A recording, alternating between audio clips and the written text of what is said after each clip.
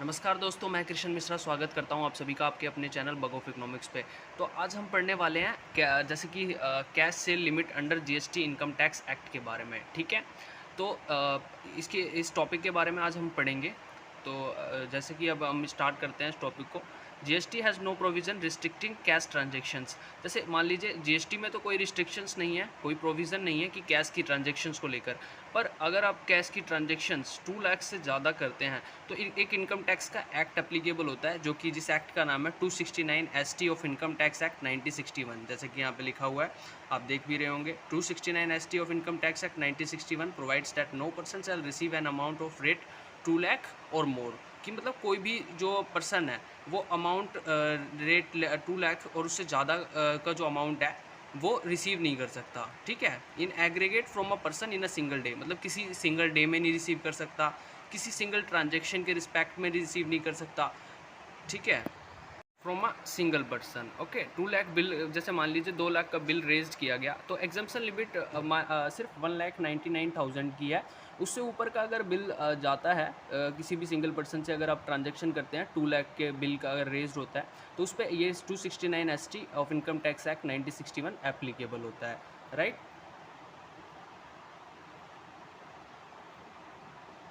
और मान लीजिए कोई हम किसी इवेंट के या ओकेज़न हम कोई रखते हैं इन रिस्पेक्ट ऑफ किसी भी ट्रांजेक्शन या किसी भी इवेंट और ओकेज़न में फ्रॉम अ पर्सन से, अगर हम 2 लाख रुपए से ज़्यादा रिसीव करते हैं, 2 लाख या 2 लाख से अबव, तो हमारे ऊपर ये income tax act 269 ST of income tax act 1961 applicable होगा। ठीक है, और non applicability of section 269 ST क्या है वो अब जानते हैं हम। इसमें क्या है, this section is not applicable on any received by government, banking company, post office, savings banks और कोऑपरेटिव बैंक। ठीक है, अब हमने ये तो जान लिया कि 2 लाख तक की इसकी लिमिट है और 2 लाख से अबव होने पे हमारे ऊपर ये इनकम टैक्स का एक्ट एप्लीकेबल होगा। अब इसके कुछ सिनेरियोज हैं जिसमें नॉन एप्लीकेबिलिटी कब कब होगी वो देख लेते हैं। नॉन एप्लीकेबिलिटी होगी कोई भी रिसीप्ट हम करते हैं बाय गवर्नमेंट के द्वारा, बैंकिंग कंपनी के द्वारा, पोस्ट ऑफिस के द्वारा, सेविंग्स के द्वारा, बैंक या कोऑपरेटिव बैंक के द्वारा, तो इस पर ये नॉट एप्लीकेबल होगा। राइट। तो सेकंड है transactions of nature refer to in section 269 SS. Section 269 SS deals with provisions related to receiving loan और deposit from a specified person. Right. Transactions of nature referred to in section 269 as SS section deals with provisions related to receiving loan और deposit from इस पे। अब मान लीजिए हमने कोई loan लिया है या कोई डिपॉजिट करवाया है फ्रॉम ए स्पेसिफाइड पर्सन से। ठीक है, तो उसमें हमारा जो सेक्शन लगता है वो है 269 SS। राइट, 269 SS जो हमारा सेक्शन है वो एप्लीकेबल होगा।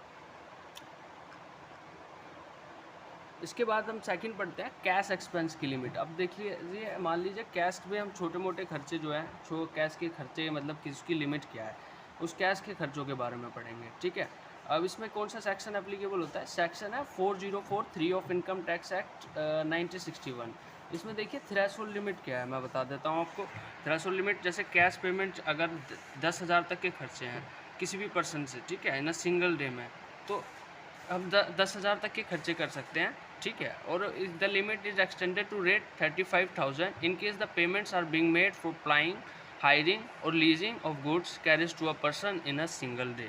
राइट, जैसे मान लीजिए 10,000 तक के तो छोटे मोटे हम खर्चे कर सकते हैं, पर ये लिमिट एक्सटेंड हो जाएगी। सिनेरियो क्या है, जैसे मान लीजिए 35,000 तक हम कर सकते हैं इन case the payments being made for plying, hiring और लीजिंग ऑफ गुड्स, मतलब मान लीजिए प्लाइंग, हायरिंग और लीजिंग मतलब गुड्स की हायरिंग करने पे, और कैरेज मतलब ट्रांसपोर्टेशन चार्ज, मतलब कैरेज इनवर्ड कैरेज आउटवर्ड हो गया किसी भी एक सिंगल डे में। और सेकंड है नोट, यहाँ पे क्या है, no penalty but the expense will be disallowed. इसमें कोई पेनल्टी नहीं है, आपको कोई पेनल्टी नहीं पे करनी पड़ेगी इस इनकम टैक्स एक्ट के अकॉर्डिंग, बट एक्सपेंस डिसअलाउ हो जाएगा। राइट, तो आज की हम वीडियो यहीं पे समाप्त करते हैं। तो आज टैली से रिगार्डिंग या इनकम टैक्स से रिगार्डिंग वीडियोस और नॉलेजेबल थिंग्स को जानने के लिए और हमारी वीडियोस को देखते रहें और लाइक शेयर सब्सक्राइब करना ना भूलें।